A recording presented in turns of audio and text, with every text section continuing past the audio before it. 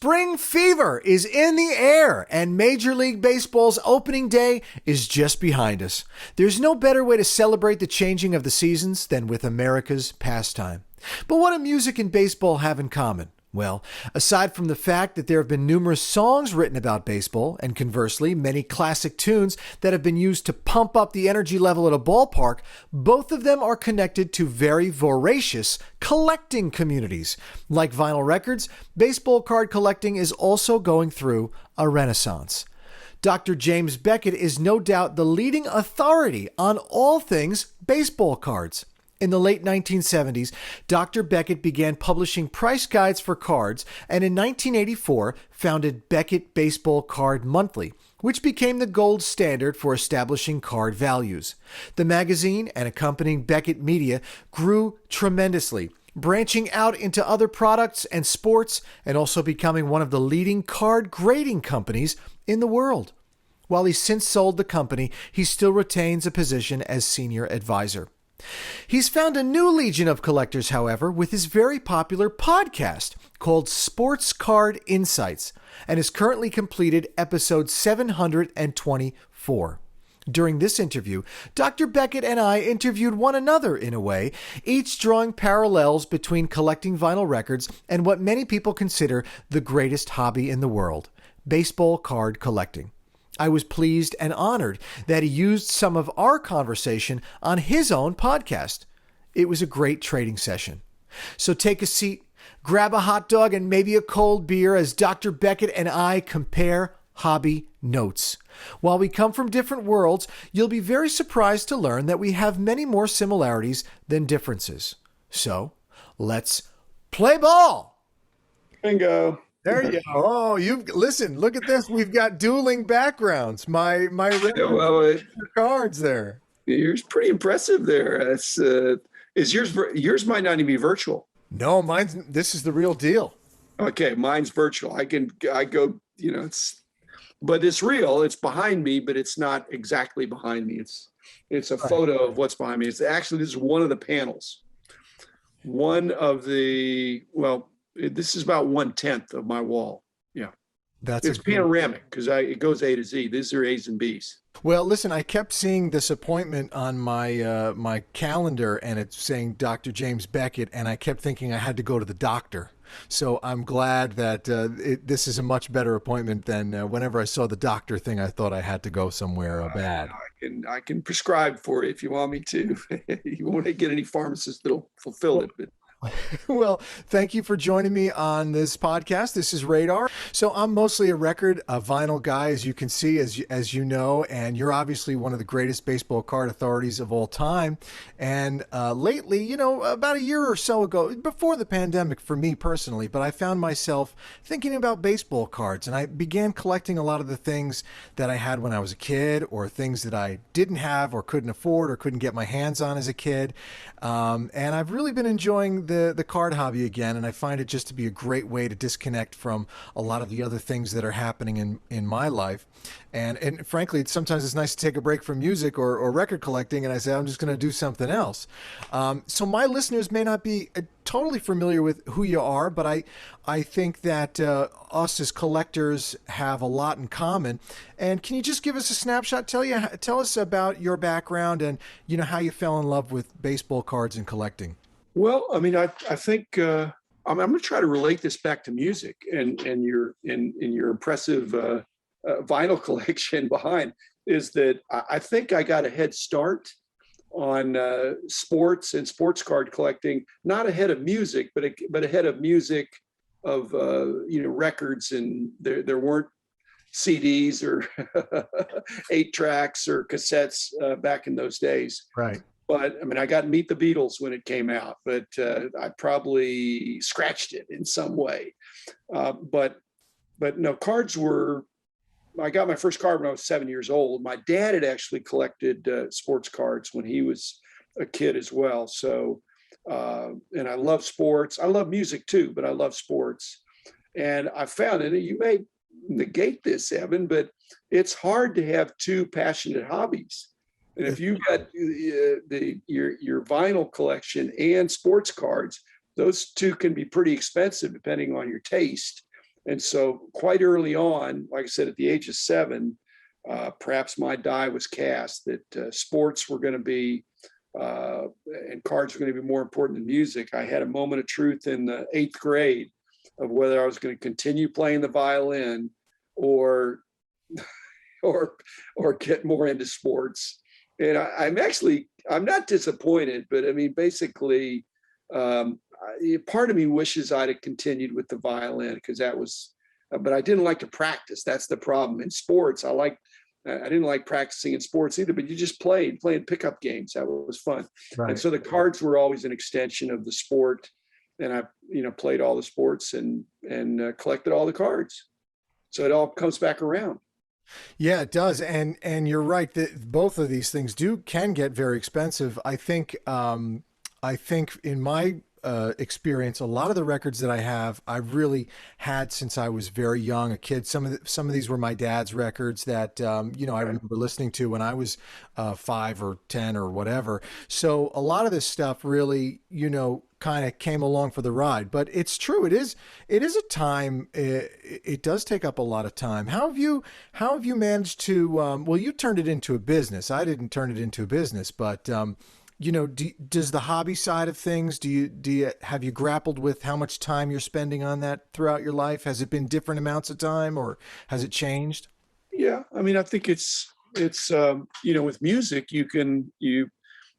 does it count that you're listening to beautiful music? I mean, is that somehow a chore? It's not a chore. It's something you really enjoy. Right. The problem is, though, I guess if you're trying to keep your vinyl in pristine condition, kind of like the cards, you can't touch them. You can't get them out. But no, so I've had a lot of fun. So I don't spend a lot of time. I mean, I organize the cards a little bit, sell a few here and there, buy a few here and there. So it's been enough interest. Like you said, I've gone from having it be a hobby to being a business, now back to being a hobby. And Right. it's fun to have it as a hobby that you can pick up or you can put down. And just like music, it's soothing to some degree, or it gets you a vibe that gets you going. Right. It depends on the mood. Well, listen, you can always put a record on and then sort through a box of cards. That's what I do all the time. So you Double trouble. Okay. Yeah. Multitask. Okay. Actually, I'm doing that already, but I'm doing it it's called television. I'm doing one eye and one ear on television and the other eye on my cards and the other ear toward my wife. That's right. It's probably my stereo. When I was younger, and of course this is pre-internet, I remember Beckett Monthly being, the Bible for kids who are interested in baseball cards. Can you talk a little bit about, the genesis of the magazine and how it really took on a life of its own? I go to card shows now, and people are they're excited to buy back issues of Beckett Monthly, in addition to baseball cards, of course. Exactly. No, that was a lot of fun back in the day. I mean, what we wanted to create was something that would be something that collectors would look forward to. They might go to their card shop or they might get a subscription, but trying to keep it fresh, trying to have enough editorial as well as price guide and colorful photos, with arrows going up for cards that increased in value over the previous month. So it was a lot of fun.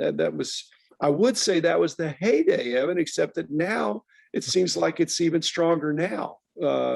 But the magazines certainly were an attempt to not unify the hobby, but just provide a common experience that many people shared. Right. And I like that you address the concept of value in an industry where a baseline for value didn't really exist, what something is worth, and you work to kind of standardize that value.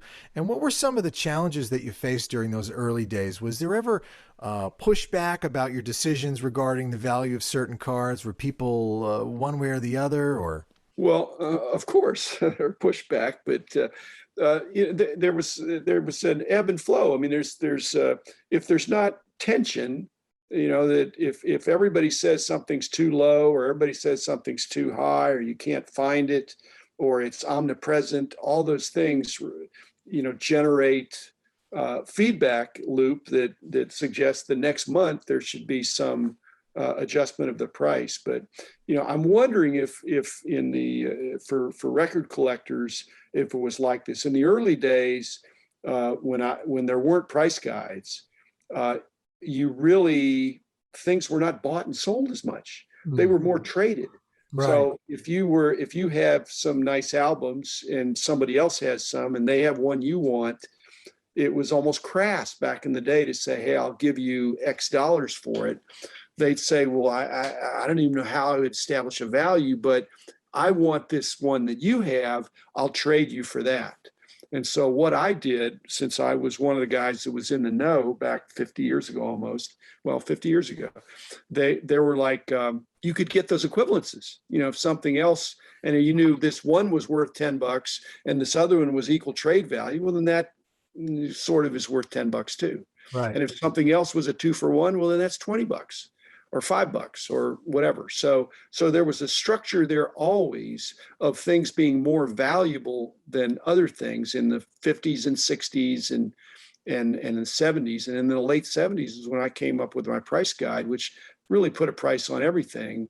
But it was within the structure. And again, a lot of great contributors around the country. There were cards being sold, but like I said, in the early 70s, it was more trading than selling.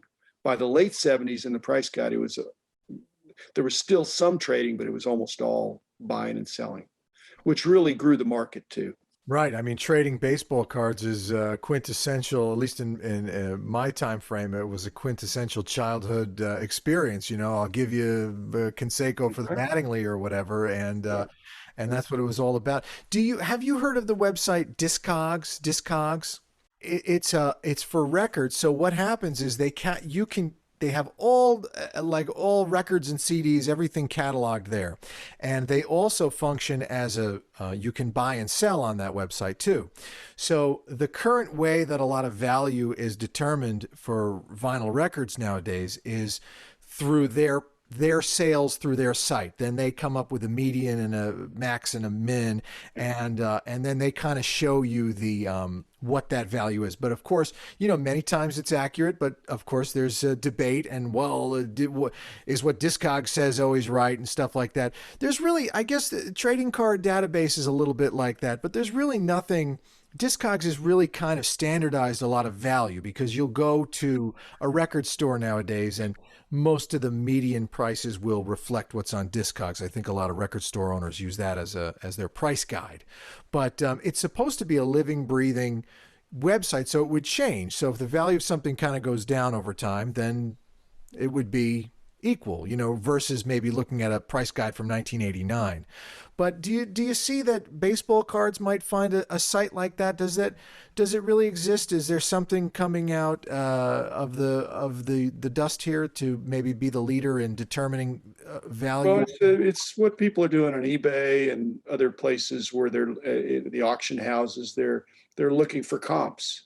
If that card in that condition sold recently for a certain price, then they could work off that. The interesting thing I was going to ask you about is that, if a baseball player, football player, basketball player's card goes up or down in value, it's likely something that was done on the field, or the previous night.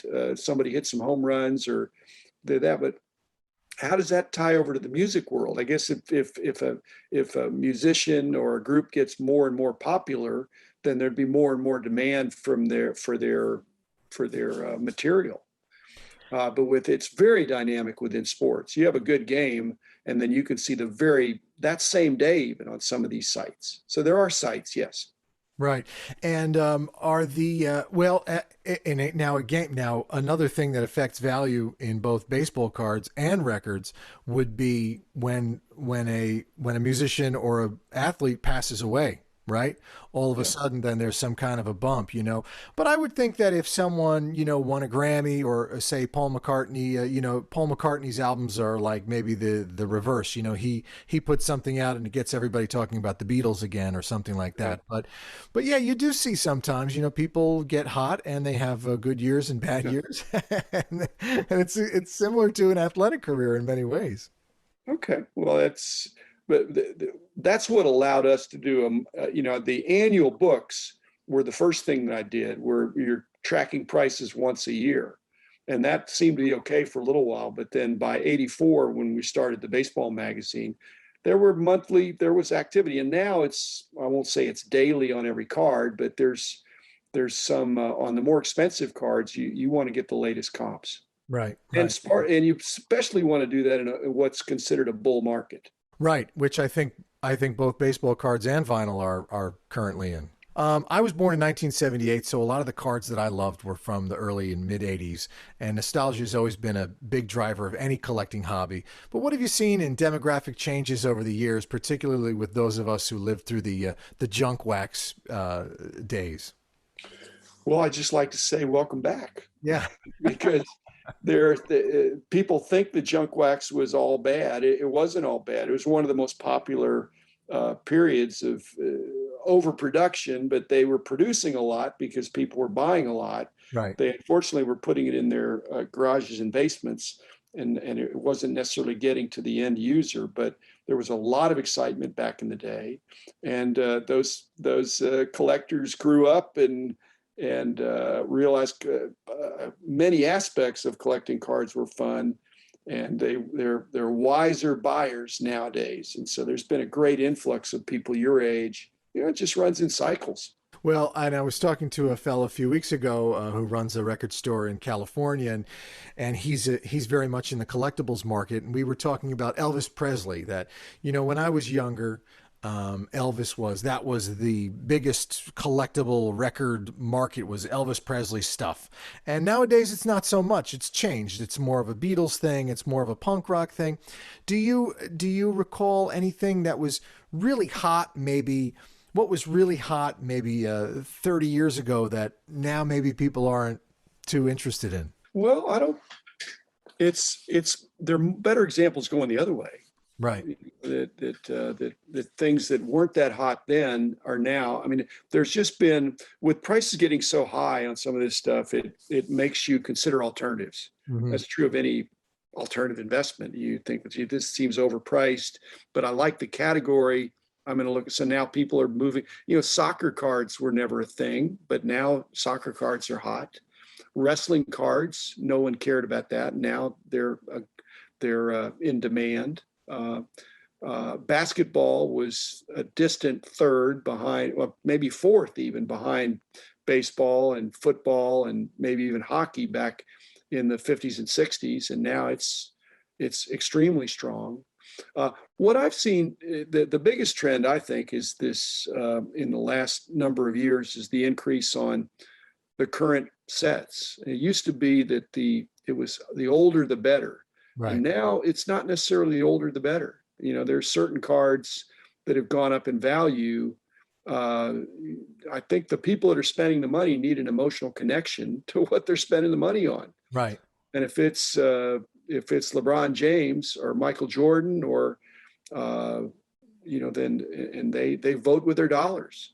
Right. And so it may be similar to music. I mean, if you need some emotional, visceral connection to it, and if you don't have that, it's just otherwise you're plunking down big bucks for something you can't relate to. That doesn't make much sense to me. So that people want to get what was cool when they were a kid. They may want to get something that was cool when their dad was a kid, if their dad told them stories about it. But Right. So I like the fact that there's an emotional connection, that it's not just a transactional thing. There's some warmth, there's some passion, some feeling. Right. You're living through it. You're buying players that you're watching on TV and having your own. You're reliving through it. Yeah. So some similarities I wanted to bring up between collecting, card collecting and record collecting. Maybe some things that we agree on or maybe not.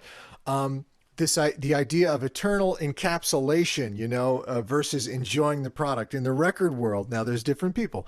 You would maybe keep something sealed. That's a sealed record. You can't open that. It's sealed. Versus people who are saying, oh, come on, you got to play it. They made it to play it. Put it on the turn. Open that 40-year-old record up already. Now, thinking back to, 40-year-old pack of baseball cards, do you open them? You save them? What's the cool thing to do? What's not the cool thing. What's the investment? If you're a collector and investor, if you're an investor, keeping it as much as possible in the original pristine condition is where the big bucks have been. The unopened pack or the unopened record. What I'm curious about, and this is kind of, because once you open it up, it's been touched. But I remember I had friends that were collected records back in the day, and it seems like they did it. They loved the music too. I mean, they were just collecting something. Hey, I think this will go up in value. Right. They thought this is a record that I think is going to be great, and but they'd play it once, and they'd be recording to their whatever, whether it was reel to reel. In some days, they'd get a high fidelity recording, and then they'd put it back in and put it away and never touch it again. I have it, but then they'd listen to their cassette or whatever medium they recorded it to. Right. And so that's not, it's played once. Those are the collections you want to buy. I'm saying, but they're not gem mint. They are opened, right, but it's still very high quality. Yeah. Right. And so that's kind of like, a 9.5 or maybe a 10, but not unopened, not, unsealed, which I think cards were meant to be. I don't begrudge people with cards that are in not dog-eared, but have some wear. I mean, they were intended to be enjoyed. And same thing with records. Yeah, and I think there was a push. I think there are some, I guess you've probably seen it, encapsulation of vinyl, but the funny thing about that is, well, then you can't play it. It's one thing, a baseball card, you can look at it, you can enjoy it. It does what it does. But then if you encapsulate a record, that's it. You've lost some of the enjoyment value of it. It's like encapsulating wine. I mean, it's already in a bottle, but I mean, it's the thing is, once you encapsulate it, you're right. I mean, it's music.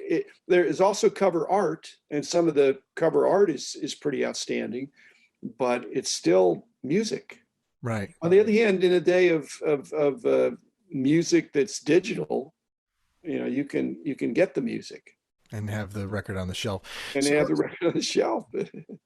So another similarity is variations, of course, in baseball cards, especially nowadays. There are many different variants of different cards, different colors, but the same card, maybe just differences. And in the record world, usually you have a black vinyl version, but then there's Paul McCartney is especially guilty of this. There's a yellow version, a red version, a blue version. And so serious collectors say, I have to have every single color. And they're going to spend $40 19 times or however many variants there are, where maybe there's another camp of people who say, just give me the black vinyl version. I just want to listen to it. I want to enjoy it. What do you think? Well, I have a middle category because I think the obsessive collector that wants to get it, when they're not meaningful distinctions in the variations, sometimes you have to draw the line somewhere. And so this absolute completist, with contrived scarcities, that's teach their own. And the person that just wants the one, but in between is where I was.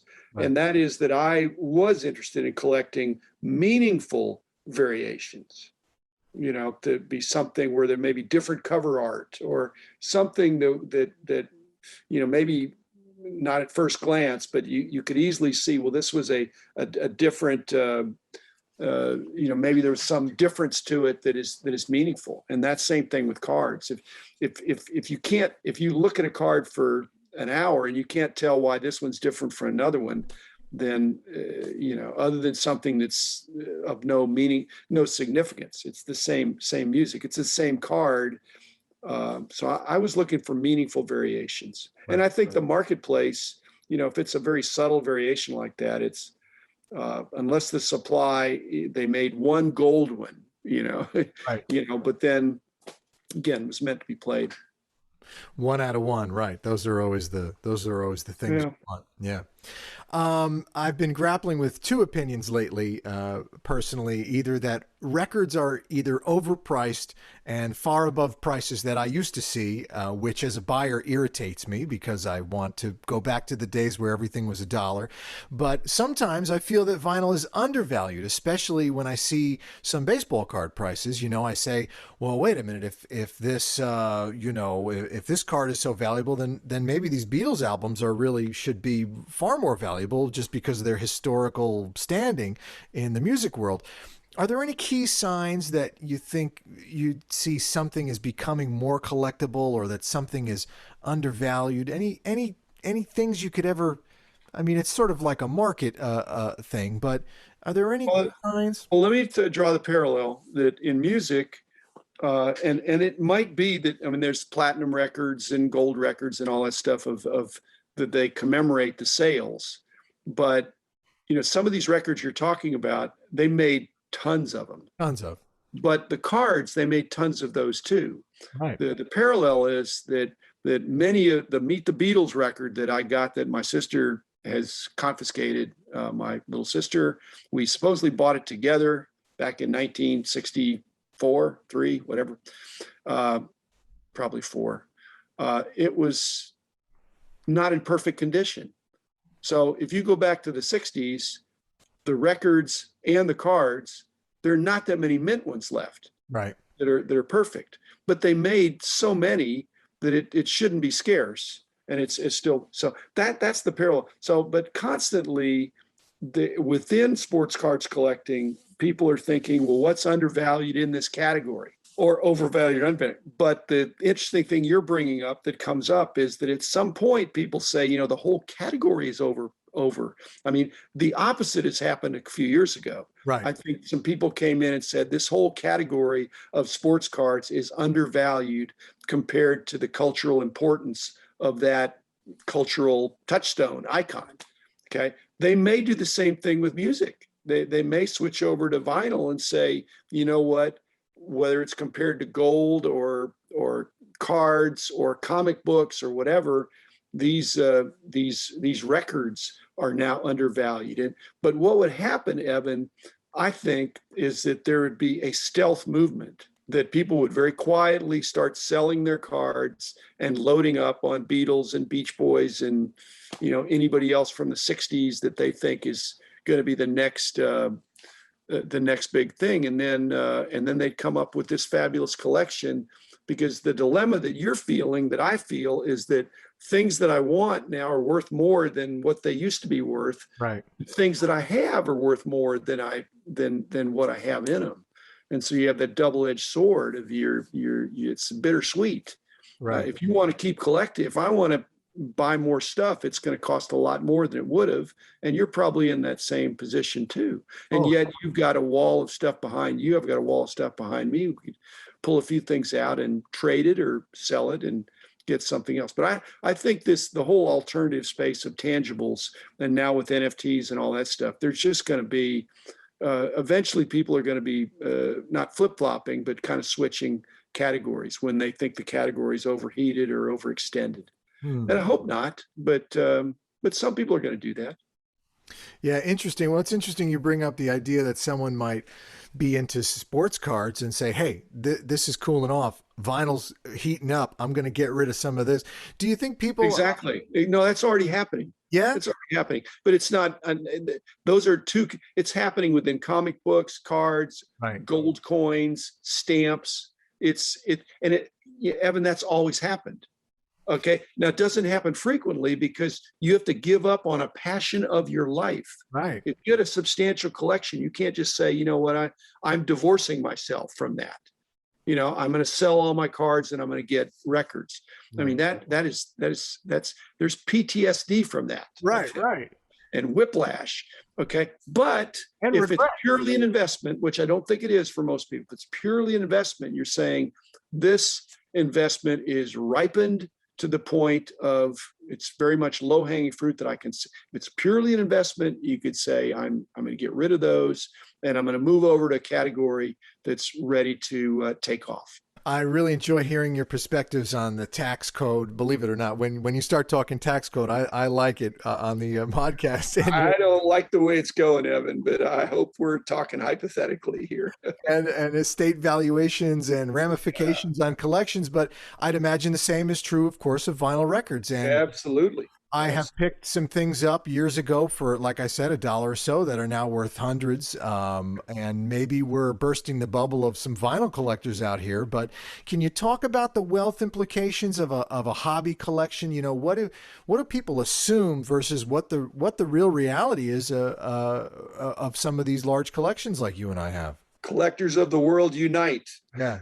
I mean, all of us are in that same boat. If the tax code changes, just even the capital gains that are unrealized. Right. If you're in business, or not in business, but if you buy something and it went up in value, of course, they don't talk about if it goes down in value, but that hasn't happened in your category or mine recently. So Right. I think politicians, legislators are not concerned. We just need to elect some more collectors to the Congress Right. and Senate, because otherwise they don't understand the passion that it's for very few, a very small percentage of these people, of our friends, are in it just for the money. A Right. very small. I mean, I think a lot of people have some interest. Hey, I'd like to break even, or I'd like to have a hobby that's self-sustaining. But most people are not crass. I'm just in it for the money. They love the medium. Right. Okay, but if the government tampers with it and changes things up, it can really put a damper on the enjoyment of what I think is at least 80% of the people that are just enjoying a fun hobby that is lucrative for a very small percentage of people, but sustaining for a bunch they're breaking even. The IRS ought to be about profits, not gross receipts. I feel like I don't get to hear much about your collection on the podcast. I know you talk about you've been trimming your collection down over the last few years, but what do you look for nowadays? What's this? How do you not have everything you'd ever hope to acquire at this point? Well, I have almost everything I hope to acquire. Now, I've had in the past, I've had things that I've de-accessioned, or I've released into the wild, or actually into the hands of a collector that really appreciated it. So my goal is to have less cards. I mean, I'm on the downhill slide gently, Right. but I'm still enjoying it. So I've probably had a few episodes about that. I'm also toying with the idea, since I'm strictly audio.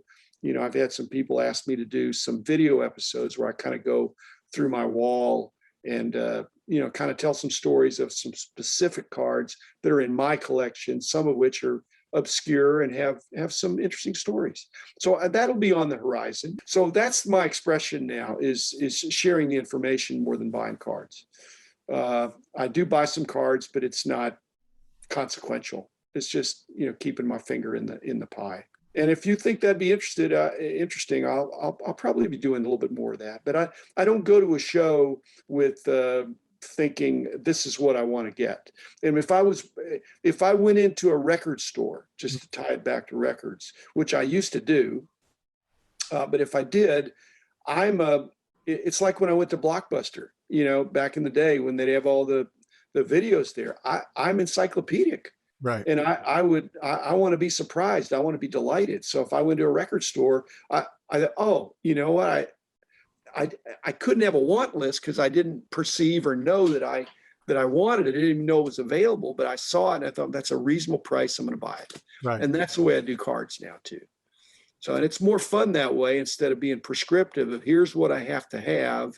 Well, it's true. The serendipity is for me too, is most of the fun, but not all collectors are that way. I love to have a mishmash. I'm a real eclectic person. I like to have, sometimes there's classical stuff, sometimes it's jazz, sometimes it's rock and roll. So I can bring home anything on any given day. But, some people they walk in and they're very, let's see, I'm looking for. Well, that's a lot of people. Yeah. And I used to be like that. So I don't begrudge that. But certainly when I was more into music, back in the day when I had, less spending most of my time on cards, if I went to a music store, I would have something I was looking for, and something like that. Just like a lot of trips to the Blockbuster, I'm looking for a specific video. Just like I was looking for Roberto Clemente, back in the day. But now I have enough. I'm not short on anything, and I'm enjoying my current status.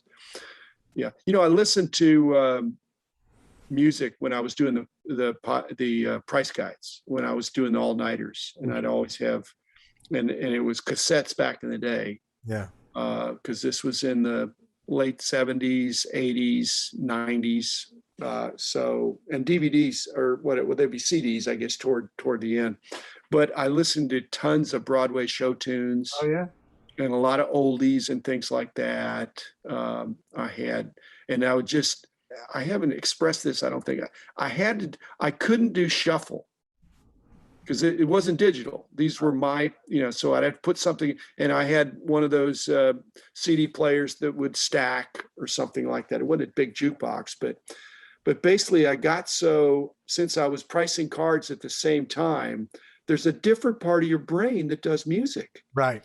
And if you have all the songs memorized in terms of all the lyrics and all the tunes and all the order of the songs on the album, Right. on the CD, you're mindlessly singing along with headphones on, Right. with nobody in the office, where I can sing as loud as I wanted and just enjoy the music without thinking about it and not distracting from checking my notes and all the price guide stuff that I was doing all night long. Right. And then every once in a while, I got to go to the bathroom and I think, wait a minute, I just heard that album 3 times in a row, and it's Phantom of the Opera or something. So I've been to the shows, but knowing all those things. So again, I found it soothing. If I was getting sleepy, I'd put a more up tempo thing in. Right. But that got me through it. I don't think I could. I don't think I could have done all those long hours without music in my ears. Yeah, that's interesting. That's a bold statement. Yeah, and so when I that predates the iPod. Yeah, I had an early iPod, and that I'm a more tangible guy, I think, from the cards. You might be too, just because of what I'm seeing behind you. Yeah, well, it's also interesting that you're talking about that kind of a loop effect because, and I remember when I was much younger, my parents did have 8 tracks in the car, and one of the interesting things about the 8 track was it just went. It just went right. And I mean, it's true of a cassette too. Although cassettes, you could rewind. You had to rewind or flip them around later on. The ones I had played both sides, but yeah.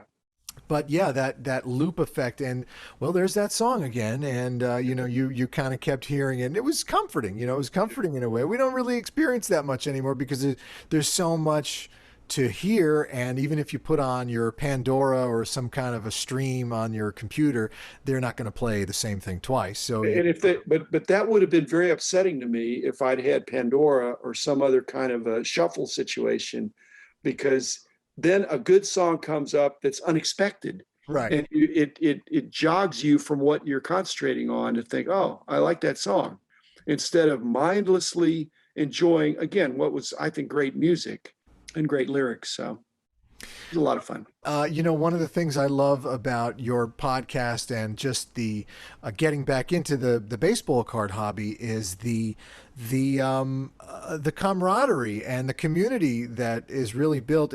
People are very nice. I think, not to categorize music or records, but I think record people have a little bit of a reputation for being a little surly.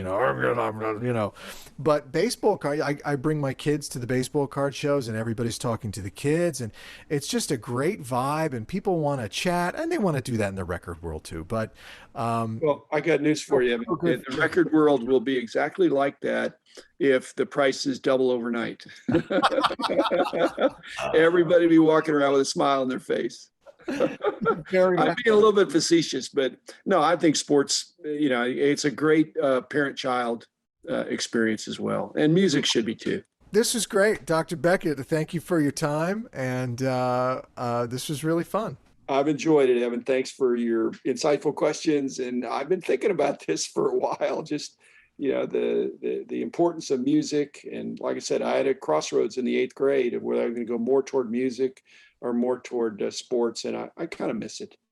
Yeah, but not enough. I'm not gonna do a redo on my life. I'm happy with where I am, and if we were to switch places, I'd be coveting the cards, I think, but I'd enjoy the albums too. So I just enjoy making new friends and really helping people more broadly understand collecting. Right. And that's kind of what we're doing. Yeah, and it's true. And on the music side of things too, you have people that are music lovers and then you have record collectors. There's a difference between the two people. Just like with sports, you have people that love baseball, but they don't really, care about baseball cards. And Yeah, but I although think but that's the overlap is what's important. I mean, I think there's, that's ideally people are enjoying the sport and enjoying the cards, enjoying the music and enjoying the albums. I hope it's a small percentage that are just purely in it for the money. Or can you imagine not liking sports and collecting sports cards, or not liking music and collecting albums? you've probably met someone that It doesn't like happens. It baseball, happens, but it's the has exception. a huge baseball card collection. It's the exception. All right, Dr. Beckett, thanks again for your time. Thanks, Evan. Appreciate it.